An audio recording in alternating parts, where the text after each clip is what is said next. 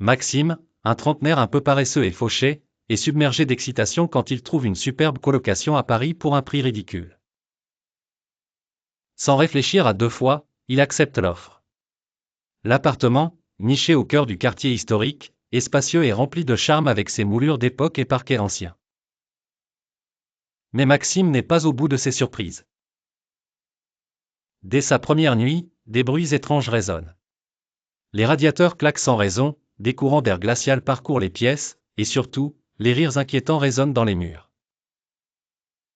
Ne sachant s'il doit se sentir terrifié ou amusé, Maxime choisit l'indifférence. C'est le matin suivant que tout prend un tournant inattendu. Dans la cuisine, Maxime tombe nez à nez avec Victor, un fantôme haut en couleur, vêtu d'une redingote froissée du XIXe siècle. Victor, figure spectrale et excentrique, se présente comme étant l'ancien propriétaire des lieux, mort ici même dans des circonstances tragiquement comiques, selon ses dires. Victor n'est pas du genre à hanter discrètement. Esprit farceur et dramatique, il décide de prendre Maxime sous son aile. « Mon cher Maxime », commence-t-il, d'un ton théâtral, il est temps de donner un coup de fouet à ta vie terne. Je suis ici pour t'aider à réussir. Malgré l'étrangeté de la situation, Maxime est intrigué et décide de jouer le jeu.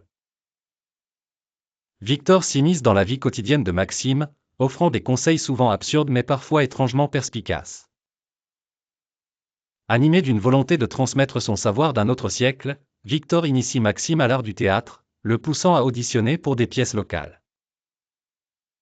Au fil des semaines, une amitié improbable se tisse entre eux. Maxime s'ouvre à de nouvelles expériences, gagnant en assurance et découvrant de nouveaux talents. Les auditions se succèdent et, contre toute attente, Maxime décroche un rôle principal dans une comédie locale. Le spectacle est un triomphe et Maxime réalise qu'il s'est débarrassé de sa paresse, galvanisé par la présence magnétique de Victor. Le soir de la dernière représentation, alors que les applaudissements retentissent, Victor sourit avec une fierté paternelle. Enfin, il disparaît dans une brume éthérée, laissant Maxime, changé et plein d'un nouvel élan, prêt à conquérir le monde.